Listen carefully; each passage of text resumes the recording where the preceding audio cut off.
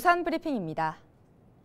부산에서 4살 딸을 학대하고 방치해 숨지게 한 혐의로 구속된 20대 친모에게 검찰이 무기징역을 구형했습니다.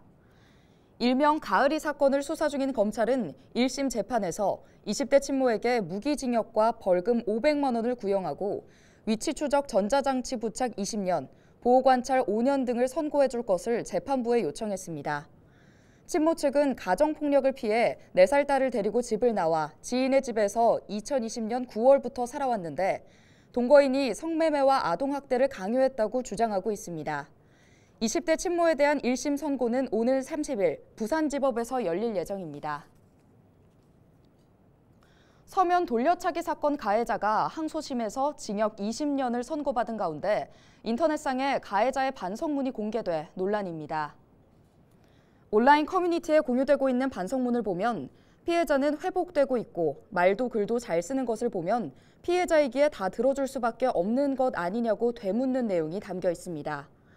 죄명과 형량도 제각각인데 왜 본인이 이리 많은 징역을 받아야 하는지 모르겠다. 전과가 많다는 이유라면 그것에 맞게 형 집행을 다했다고 강조하기도 했습니다.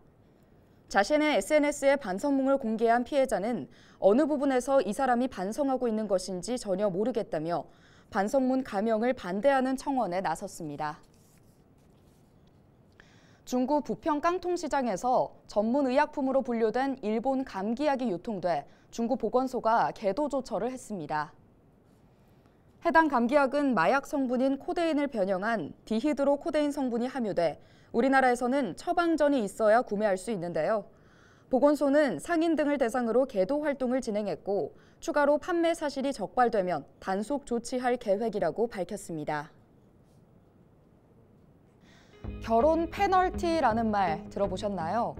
결혼을 하면 각종 제도에서 불리한 점이 많다는 의미를 담은 신조어인데요. 실제로 혼인신고를 하면 미혼일 때 받을 수 있는 각종 지원이 끊기는 경우가 많다고 합니다. 한 예로 주택자금 대출을 살펴보면 미혼인 경우 소득이 연 6천만 원 이하면 2억 원까지 대출을 받을 수 있는 반면 신혼부부는 부부 합산 소득이 연 7천만 원 이하여야만 2억 원 대출을 받을 수 있습니다. 요즘 신혼부부들 대부분이 맞벌이라 이 소득 요건을 충족하는 게 쉽지 않다는 말이 나옵니다. 부동산 청약도 마찬가지인데요. 주택 청약 우선 공급 조건이 되려면 부부 중 한 사람의 소득이 4,024만 원을 넘지 않아야 합니다. 소득 커트라인이 너무 낮다는 말은 여기서도 나옵니다. 지난해 혼인 건수는 1970년 통계 이래 최저 수준을 기록했습니다. 혼인 건수가 줄면 당연히 출생아 수도 줄어들 텐데요. 심각한 사회 문제임에도 불구하고 정책이 현장의 목소리를 담지 못하고 있다는 목소리가 높습니다. 신혼부부를 위한 현실적인 지원 기준이 필요한 시점입니다.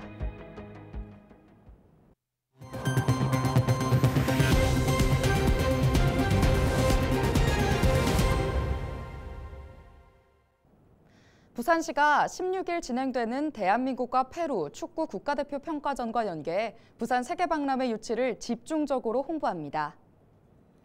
부산시는 경기 당일 붉은 악마 응원단과 함께 대형 현수막, 카드 섹션 퍼포먼스를 선보이고 경기장에 설치된 LED 광고판을 활용해 홍보 문구를 송출할 예정인데요. 또 경기 전 홍보 부스를 운영해 부산 유치에 대한 공감대를 확산할 예정입니다. 소아청소년 전문 응급의료기관 지정 등 응급의료지원단의 설치와 운영에 관한 조항이 신설된 응급의료에 관한 조례 일부 개정안이 부산시의 상임위를 통과했습니다. 조례안을 대표 발의한 김영철 의원은 소아청소년 응급의료 시스템 구축을 위한 법적 근거와 지원 체계를 마련했다는 데 의미가 있다고 밝혔습니다. 또 응급의료 조례에 소아응급 조항을 둔 전국 최초의 사례라고 설명했습니다. 해운대구가 구민 헌혈의 날을 맞아 제4회 해운대 구민 헌혈의 날 기념식을 열었습니다. 이날 기념식에서 구는 헌혈을 208회 참여한 김광현 씨와 수영로 교회에 표창장과 감사패를 전달했습니다. 이상곤 해운대구 의원은 100회 헌혈로 적십자 헌혈 유공패 명예장을 수상했습니다. 지금까지 부산 브리핑이었습니다.